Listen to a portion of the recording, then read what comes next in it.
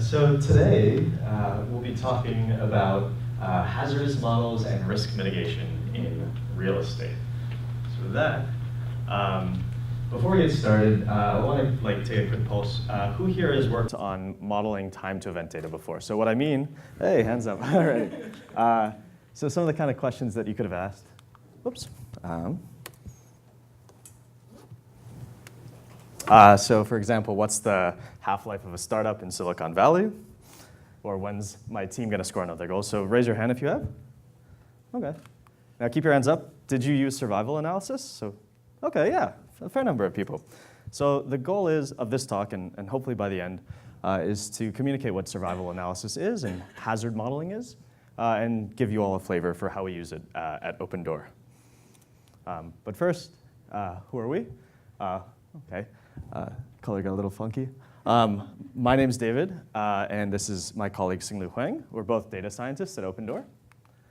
And yeah, so the talk, just to give you an outline of the talk structure today, we're going to be talking about a little bit of Real Estate 100 and Opendoor 101, and that's particularly to motivate the problem of modeling liquidity. And when I say liquidity today, we're going to be talking about really just predicting the time on market for a given home. So how long a listing sits on the market before we find a buyer for it. And we'll show some home sale case studies to give you a flavor for the data. And then we're going to do a tour of sort of 3 different modeling approaches and talk about the pros and cons of each. And it sort of roughly mirrors Opendoor's trajectory and sort of the understanding of this problem. And then we'll, of course, pause for Q&A at the end. First, what is Opendoor? So Opendoor's mission is to empower everyone with the freedom to move. And so we do this by offering a service that allows homeowners to sell their homes with ease and, importantly, with certainty. And so this is enabled by the fact that we as a company will actually offer to buy the properties from the homeowners.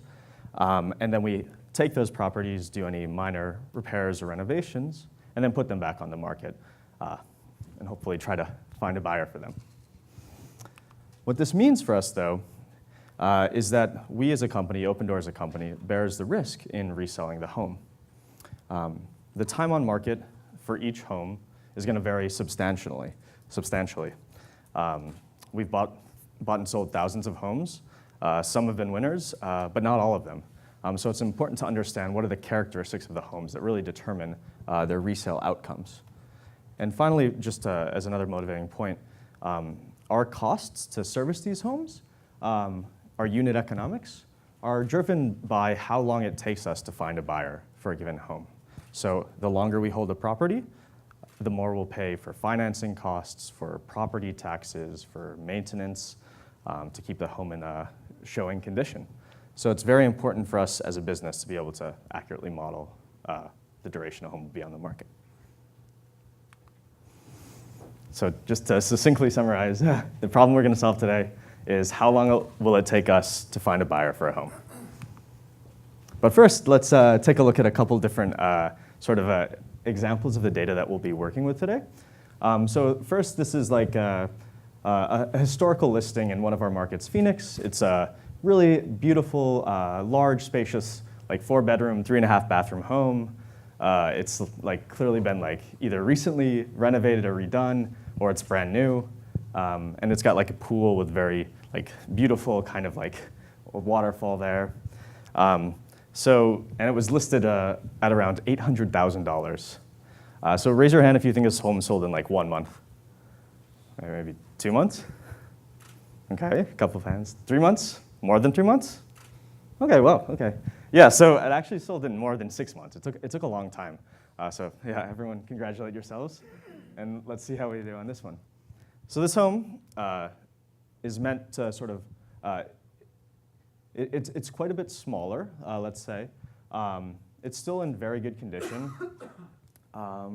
It's not been recently upgraded or anything, but definitely in good condition.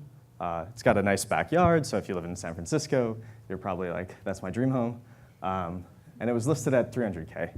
So how many people think it's sold in a month? Where is it? Yeah. Oh, also in Phoenix. It's not in San Francisco. 2 months? 3 months? Okay. So it actually sold in under 1 month. So what I'm trying to highlight by these two examples is that these two homes have dramatically different resale outcomes. And a large part of that is driven by their feature differences. The bedroom and bathrooms that each of these homes have, the square footage, the lot size that they sit on, and also the market conditions.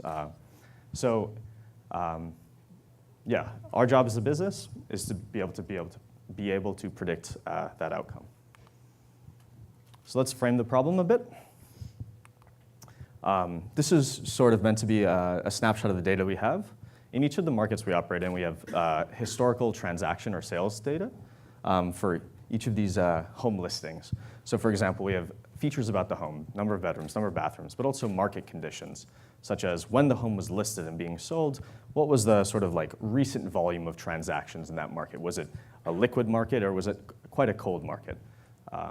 We have features about the properties as well. And the thing we're trying to predict is days on market. So I've labeled it Y. So what's the first thing any data scientist would probably try? Drop the nulls and fit a linear regression, right? Well, yeah, that's what we would try too, but does it work? So let's take a look at one way of sort of analyzing a model's performance on this task is to plot an arrival curve, which is to say, like, as a function of the homes that have sold in a given cohort. So let's say we train a model using data only available up to the start of this year, to the start of 2018. And then we take all the listings that go on the market in January, and we ask the question, hey, make predictions for each of those homes and come up with an estimate for the average sort of days on market for that cohort of homes that went on the market in January. So if you do that, you can plot as a function of the percent of homes that actually close your predictions, a running average. And the beauty of this plot is you can sort of plot the true value, the actually observed data, as it comes in. So what I'm showing here in the blue solid line is the actual running average of homes that are closing. So as we observe more and more homes close, the blue line of actuals fills in. And right now it looks like our model is pretty decently calibrated. At 50% of homes observed, the running average and our model's prediction of the running average, roughly around 2 weeks of time on the market for each listing. But as we observe more and more listings close, we see that our model's performance and predictions diverge from reality.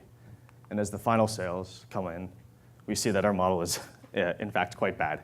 It's overly optimistic. So to understand what's going on and why this is happening, let's take a detour to World War II. So yeah, during the Second World War, the Navy came to a Columbia-based think tank called the Statistical Research Group with a problem. Too many of their fighters were being shot down overseas.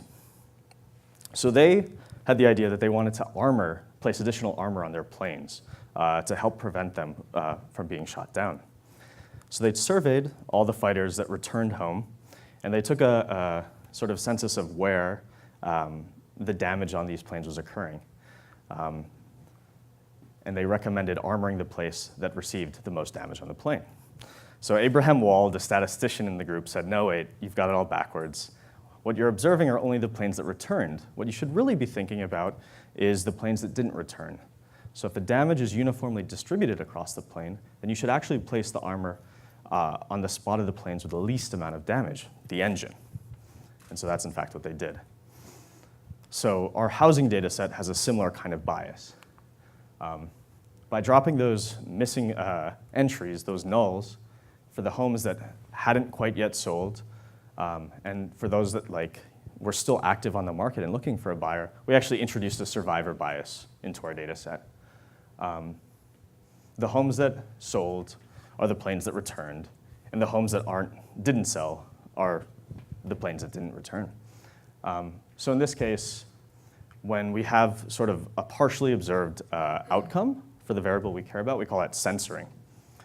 So we know in this example that 52 Downtown Ave if it were to sell, it would take at least 200 days. So we have a lower bound on the outcome we care about. And similarly for this home, 90 Outskirts Lane that we're saying the seller removed from the market, so we don't get to observe the actual outcome at all, we know it would have been at least 300 days before it sold. So which brings us to our sort of first takeaway, which is pay attention to the negative space. It's often very easy, and as data scientists, we're conditioned to look at a data set and extract insights from it, but it's often just as important to pay attention to what's not there and what's missing. It often, yeah. So the first step is to think about how the data was generated, and could there be any biases? You know, are there missing data points? Is there a survivor bias in your data set? So if you can't solve things with your first attempt, a good practice is, of course, to try reframing the problem. So now we'll shift away from our initial approach and try a different one, with hopefully a few less of the pitfalls along the way. Another thing we can try is taking our data set, defining a threshold, call it 100 days, and saying, hey, any home that sold in under 100 days, we'll treat that as a positive example. And any home that sat on the market for more than 100 days, if it sold, or if it's still active, or if it even delisted, but at least it survived 100 days, we'll call that a negative example. And then we'll fit a binary classifier on this. So by switching from regression to classification, you know, you can use all the typical classification machinery you know about, and we get to include these other sort of previous observations that we weren't able to include in our training data. Concretely, it just means it's a pre-processing step, right? You shift your target variable from the continuous sort of days on market to this discrete, you know, closed within 100 days or did not. So we get to use the previous sales that we observed, and we'll label them 1 if they're, you know, quite rapid sales and 0 if they're not. And we also get to include the previous listings that we dropped. So this is our second attempt. But of course, does it work? Well, I want to talk about the pros and cons to set it up. So the first pro is it's super easy to implement, right? All it is choosing a threshold. It's a pre-processing step, and then you switch your target variable. Secondly, it's really easy to interpret the output. It's, you know, you can treat it, you can look at the classifier's confidence or the predicted probability of each class, and you can use this as a proxy for risk, a proxy for how long things would take to sell. And finally, we get to use that censored data that I mentioned. We get to include the gray delisting that sat on the market for quite a while, as well as the home that hadn't closed in orange, but that sat on the market for a while. What the cons? So I said it was easy to implement. You just had a set threshold, but it's unclear how to do that. You know, you have to be thoughtful about how that threshold is set, and in particular if your results are sensitive to that threshold. And more importantly, we're also throwing away data, which is sort of like another theme of this talk. We're throwing away now the magnitude of the sort of time on market. So we're treating homes that sold it within a week and homes that sold in 99 days as equivalent. And that seems like a gross assumption. I said that output was easy to interpret. It's just like a risk score. But it's the wrong API. It's not the problem that we actually care about. We're interested in computing the exact time on market to compute costs. So it's unclear how you would roll from those predicted probabilities of basically quick sales and long sales to like an expectation. Do you take the sort of midpoint in each of these? It's unclear how to do that in a principled way. The right API would be more of a distribution over the outcomes we care about, and we could roll that into a point estimate, as the case might be. And finally, I said we get to use all the censored data, which is true. We got to use the long surviving homes that we previously had to exclude. But it came at a cost, and I kind of glossed over it. If a home hasn't yet reached 100 days on the market, then we can't determine a label for it. So we actually are going to throw away recent transactions, which, as a business who's very interested in understanding sort of the near past or the recent past and the near future, this is quite problematic.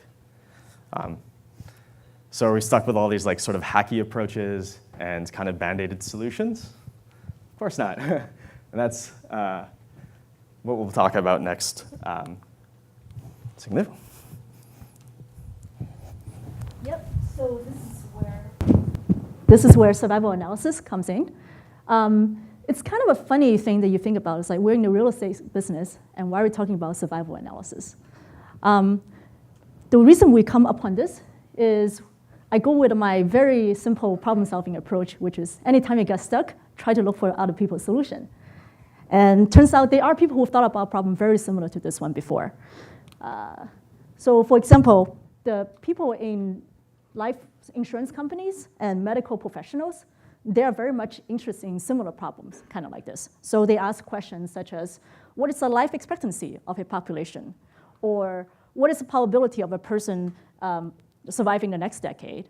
Or given you already observed that this person is 70 years old, what's the chance that this person will survive the next X years? And most importantly, they always have to deal with issues which we talked about, which is sensor data. So if you do a medical study, you very rarely have the opportunity to wait for many, many decades for seeing your entire population to see the outcomes. Oftentimes, you have to stop your study at some years 10 or year 15, and you have to understand what's going on. And so they always have to deal with issues of sensor data. And so great, this is exactly kind of the problem setting we're trying to talk about. Unfortunately, when you talk about this particular topic, it gets a little bit morbid when you say, oh, is this person going to die or not, because it's survival analysis. Fortunately for us, though, we're going to make analogies, and this particular analogy, death is actually happy events of finding a buyer. What do I mean? So instead of being interested in somebody's life expectancy, we're interested in what is the expected days on market for a given listing, or what's the probability of a given listing taking 10 more days to sell, et cetera. And so it looks like we are finding very much a similar problem that have been very looked upon by parallel industries, and there's a lot of machineries and studies on this particular problem. And so to summarize a little bit, our previous two approach, one of them just kind of give you a number, which is a little bit wrong because it's very optimistic. The other one give you a binary probability, which is interpretable but also a little bit hard to use. With survival analysis, this gives us exactly what we want, which is a full probability distribution of how long do we expect a given home going to stay on the market. And this is very important because not only does this give us a much better view of what's going on with the listing, but as a business, let's say we have 100 homes in our inventory right now, and we say the expected days to market is 60 days, not all the homes are going to sell in day 60. Like 20 of them is going to sell in the first week, 5 of them sell in the second week, et cetera. And so by having a full probability distribution, that allows us to plan our resources, do a lot of forecasting and stuff like that on top of just knowing just the average. So this takes us our first takeaway in this particular problem is if you get stuck, oftentimes look for similar solutions. And it's actually very useful to look for parallels. Now, it looks like we did find the right approach. People have thought about this quite a lot. But what are the problems? And so we did run into a few problems when we're trying to implement survival analysis in Opendoor. I'm going to walk you through the problems as well as our solution to it. And so problem number one, it's actually a pretty hard to explain model. So if you look up survival analysis, or also known as Hazard model on Wikipedia, you're going to see something like this, which is if you want to understand some of the very basic concepts of survival functions or the hazard rate, basically you need calculus to explain well. So you can say, OK, what's the problem? Let the data science take care of this problem, which is give you a prediction. Unfortunately, if you work in a business where this is one of the core model of your business, you cannot really just have a model that people cannot gain an intuition upon if it's just a black box. And so if we can't explain this model, we can't really use it to help people make decisions. And the hurdle number two, which is also a very common problem when you start using a slightly more complex model in production, which is it's hard to scale with the tool that you find. There's a lot of R package out there that help you do a lot of sophisticated work on that, but there's very much limited options with production-ready languages. And also, even with some of the packages, you try that with a tiny data set, and it works great, and you dump in the big one, and suddenly all kind of edge cases come in, and it's a little bit hard to use. And the last problem we run into, kind of related to the previous one, it's a little bit hard to use some extend the model with some of the way that we want to use a model. So with the off-the-shelf solutions, you're very much limited to two options, proportional or additive hazard model. And there's not a very flexible way to specify some of the features. For one of them, you can use continuous feature, which is problematic. We also want to implement something called time variant feature, which I'll talk a little bit later. So it doesn't really let us to use the full flexibility of the way we want to model our problem. And so in the very beginning, we went with a completely different approach.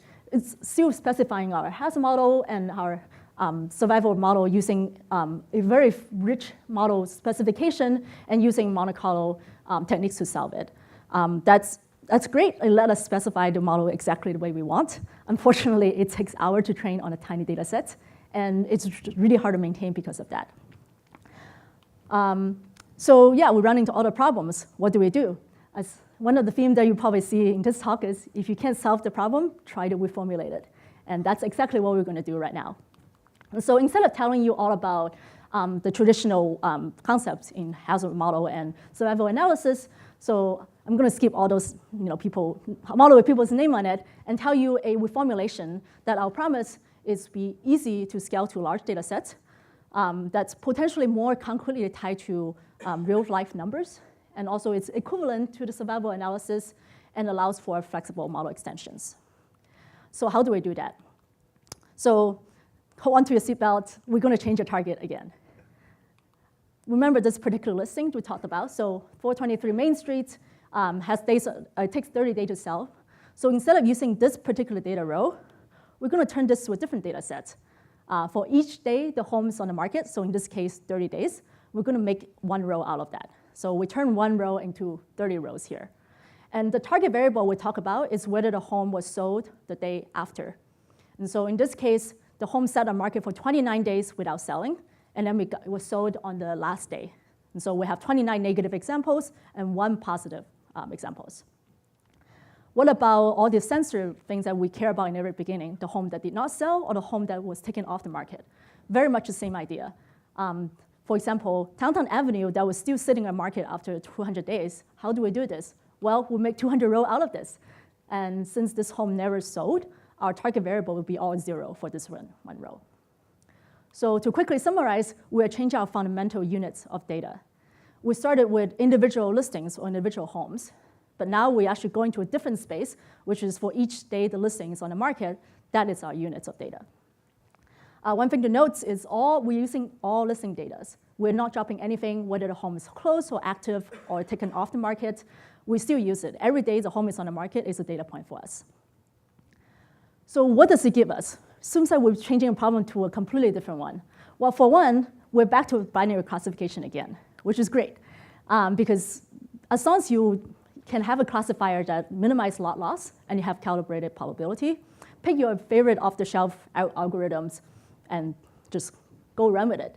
So the funny thing is we made our data sets bigger because now one row turned into multiple ones, but it actually made the problem much more scalable because binary classification problem is well studied and there's many, many off-the-shelf solutions to scale it to large data sets. And so we solve our scalability problem, which is great. We still have problem about interpretability. So now we're talking about a binary prediction of probability of a listing closing in the next day, which is basically hazard rate if you think about survival analysis, but that is still not very interpretable. What does that even mean? Turns out this is actually something we can use in a very business-oriented context. Turns out this prediction maps directly into a concept called clearance rate or housing clearance rate. What does that mean? So if we start with 100 homes on the market today, so that's our inventory, how many of them will close before the end of the day or before the end of the month or year? And so that's very tied to a concept that people think about on a day-to-day basis. How quickly does the inventory turnover? And the great thing is this maps directly into our model output, which means we kind of solve our interpretation problem, which is a model output tied directly into real-world numbers that people understand. Without have to using calculus to explain the concept. Of course, we didn't completely explain the problem here. We still have to predict the days on market of the home, which is a problem we originally set out to solve. Fortunately for us, the prediction, which I'm going to call it hazard rate for short right now, is a building block for everything we want to know about this particular listing or a cohort of listings. All you need to add is regular loss of probability. So let me give you an example. This is the thing we're trying to predict from the very, very beginning. How long would the home stay on the market? What's the expected days on market? How does this work is, remember, we turn a given listing to multiple rows, which means we'll have multiple predictions for a given listing. And so for one listing, we'll have the prediction for each of the days, and we'll have H1, H2, H3, etc. To get the expected days on market, we use the law of probability, right? So expected value of anything, it's all the possible value of that particular thing multiplied by probability, and then you sum it up. So same deal, you kind of expanded out how this works. The first term here, for example, says the value we're talking about is days on market equal to 1. And the probability of that happening is just our first prediction. And the second term here, very similar. The value we're talking about is days on market equal to 2. And the probability of that happening is first, we need to not sell the home on day 1, and then multiply it by the probability of the home selling on day 2. So just loss of probability. And there you go, we get our prediction that we look for just by using loss of probability and our set of predictions. So one takeaway here is we change our model from a fairly complex technique of survival analysis into just binary classification. And so potentially, if you think about a problem a different way, a complex modeling techniques which you may want to use does not always need a complex implementation. And that's good news, because that allows us to scale our modeling techniques to bigger data sets, etc. Now, you might think that's a little bit magical. So how does survival analysis kind of map to a binary classification in this completely different reformulation? So I want to give you a taste of how this might work. So this is not a rigorous proof, nor is it complete, just a sense of how this might work. So for this to work, let's look at log loss in a binary classification. So look it up on any textbook, looks something like this. So you sum over the loss for each of your data, and then you sum this up. Just a reminder, since we're only talking about binary classification here, only one term contributes here. Sorry. And then go back to our problem, which is survival analysis. We want to maximize our model's likelihood. How does this work? Very similar formulation as everything else. We want to know the likelihood of our model, of our data, given that we have a model, and want to maximize that. And so you write out the terms here, just like we did before, basically loss of probabilities. And then we take the log of both sides. And spoiler alert, it looks very much like the log loss that we started with. So that's just one rough sense of why this particular formulation mapped back to our one way to think about our problem, which is survival analysis. And so yeah, I've shown you a reformulation that scales to large data sets well, that ties to real life numbers, and is more or less equivalent to survival analysis. And so the next part, I want to show you what I mean by flexible model extensions on top of this reformulation. So the first thing I want to mention is what we call time varying features. What do you mean by time varying? Well, so a listing is going to sit on market from anywhere from a few days to a few years. And a lot of things can change during that time. So one of the important things is the listing could change price. If a home doesn't sell, a person could be tempted to drop price and to see if that sells better. And so one question I want to ask is, does the price change affect how quickly the home sells? And that's one example of a time-varying feature, like the feature that changed throughout the listing's lifetime.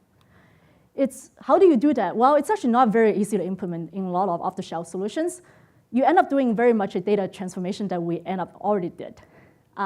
So how do we do that in our new formulation? Well, it's actually really simple. All you do is just add a new feature to your model.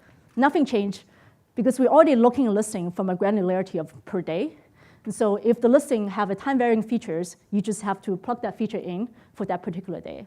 And so this allows us very easily incorporate features that change over time, over the listing's lifetime. Another thing we want to do is some sort of time series analysis.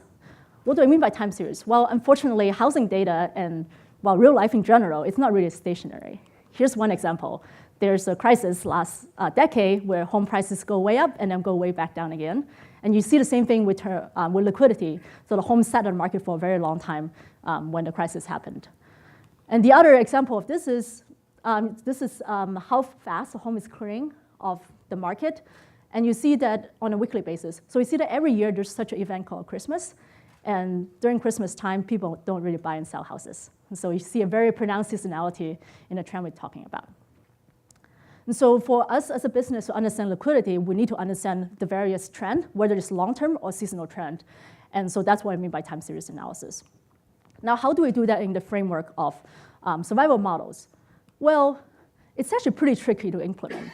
The reason is oftentimes we take a listing-centric view, which each row is a listing.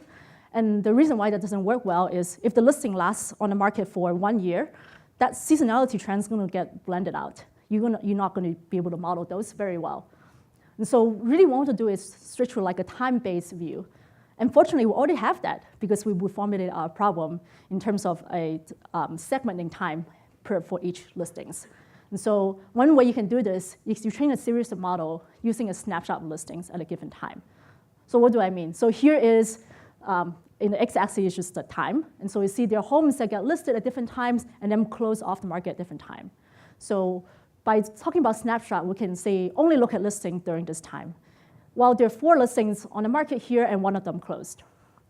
You can train a model only using those data during that time. And then we can keep training more models in very similar ways. So in a sense, you get a time series of models. And then once you have that, it's actually you want to use whatever favorite time series technique you can have to interpolate the predictions. And so if you want to do seasonal analysis on top, great, do whatever you want to do. So then we actually reduce our problem down to a different set of problem again, which is like whatever proper tool you can use in time series analysis. So one quick takeaway here is if you have a complex model, you want to solve a complex model, you can divide and conquer. So find an intermediate step. In this case, we transform our problem to a different data set. And once we get there, we can actually use that to potentially extend a model in very different ways that's very useful beside the fact that you can get to your original final goal. So I talk about survival analysis in real estate, but really it's a widely applicable technique you can use in other places. So here's some examples. One thing you might care about is how quickly does user churn out of a given service. Oftentimes, that was thought as a binary prediction problem, does the user churn or not? But it's actually really just like a time to events, right? You want to know not only whether user churned, but you also know when they do that, and also how long, with what probability would they do it. If you care about lifetime value, you need a full probability distribution as well. You also might care about this in terms of loan default, because even though sometimes people think about loan default as a binary classification problem, did the loan default or not, it's very different if your borrower defaults early on in the loan where you lose more money versus much later on where you lose less money. You can also talk about actual survival analysis, like for example, when does hard drive die? So anytime you have a time to event prediction, it's potentially a useful toolkit that you can use. So you can ask your doctor if the survival analysis is right for you. Well, here's a few attributes potentially want to consider when you think about whether you want to use survival analysis, because it's a potentially more complex modeling techniques. Well, first of all, you need something you want to model, which is either time to event or even just binary classification. Sensor data is usually a good clue for you to say, if I want to think about those in a principled way, survival analysis is a good way to use. If you value full probability distribution, survival analysis gives you that. And if you think about time as a confounding factor, so if you think about cohorts or makeshift over time, et cetera, survival analysis is also a great way to think about that problem in a principled way. And I hope I show you that if you decide that survival analysis is useful to you, there is an easy way to use it without the full machinery of going through your R package, et cetera. And so we're showing you a reformulation that is fairly easy to follow. It's easily scalable to a large data set. It's concretely tied to a real-life number, potentially, and definitely allows you to model various things on top of your particular problem. And all you need to do is transform the data set into a different shape, and then run a binary classifier on top of that. So with that, thanks for coming to this talk. This work is done with collaboration with a lot of people at Opendoor. Unfortunately, we all have a face color change by this particular monitor. We love emojis, and we also love working on complex problems, and this is just one of the problems that we worked on at Opendoor. If you have any questions, feel free to email us.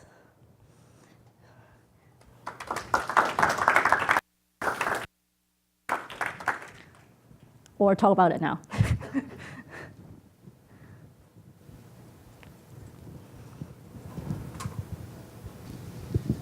With different houses costing different amounts, why not try to dollarize this in some way? For example, having the cost to keep the house on Opendoor's books on a per-day basis as instead of the zeros in the lots of rows that you made, and then the dollars created from the sale instead of the one. Want to take that? Yeah, sure. We definitely think about things in terms of dollar amounts, but you do want to break down your problem in a way that you can understand. So for example, a home costs us different amount of money, depends on where, like later on we might have higher financing costs, and depends on seasonality, we might have a different kind of costs. So we want to know, kind of decompose the problem in two parts. So if I only put costs in it, we'll kind of couple everything, including like maybe in the summer we need to clean the pool more versus in the winter we need to shovel the snow. And like that information is a little bit too complex to put in one single model. If you can break it out, that's much better. Does that kind of answer your question? Yeah, and I guess I would add on to what Xinlu was saying, which is like, that quantity itself is also something that is often reported as a baseline business metric. So it's not like often like to her point about being tied to a business metric. Like one of the metrics we really do track is sort of the inventory turnover rate. So it's nice to have that.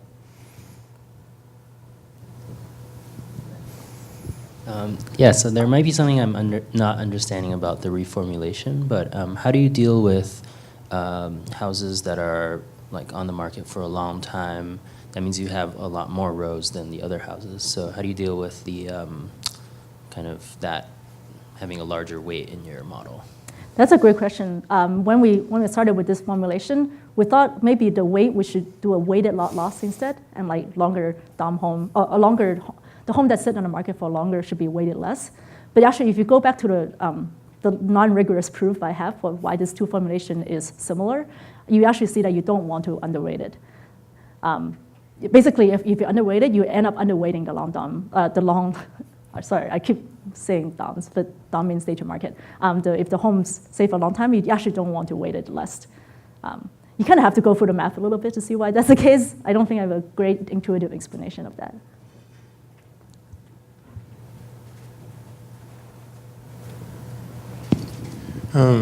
Excellent presentation. Question about time to event. So in the beginning you mentioned to sort of motivate the presentation that you could use this for sports or other things. So I understand the use of time to event in the housing situation because while there is some seasonality, the market where the house is somewhat fixed, so the competition, so that those things are more or less constant, even though they can change a little bit. But in a sporting situation, to use a very mundane example, if you're trying to figure out like how long it is before your team scores, as you mentioned, if you're trying to plot that between matches, let's say, and so who you're playing changes or things like that, have you guys thought at all about how time to event is useful as those kinds of environmental factors change rather abruptly? Yeah, I think that's a great question. So I think with this formulation, it's quite general in the sense that like you can include all this kind of side information about what two teams are competing to help control for those kind of changes that you're talking about. Yeah. Is that? Okay, so maybe we can chat. Yeah, we can chat offline.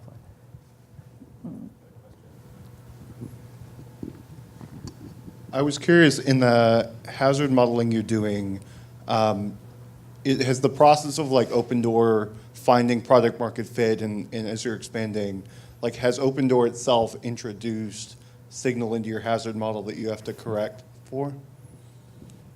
Yeah, definitely. So one of the great things that this particular reformulation lets us do is we can introduce, like if we change our business policy at a given date, that become a feature in our model in a very natural way. Like that feature could be a binary feature of like 0 until that day and then 1 after that day.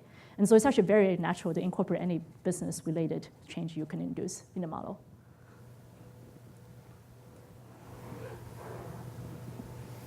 Maybe I didn't get it at the presentation, but there's a house that's just delisted or just didn't never get sold on the market. How you model that into your model?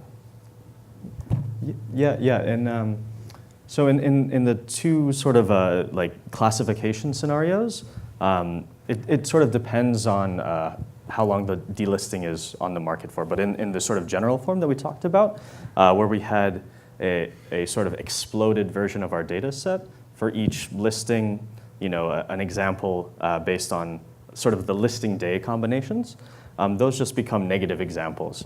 So you don't actually get to observe for like a home that ends up delisting that event. So we just say, hey, this is contributing some weight to the fact that homes like it will not actually close. But it's not necessarily an explicit like, hey, this week this home delisted. We don't use that.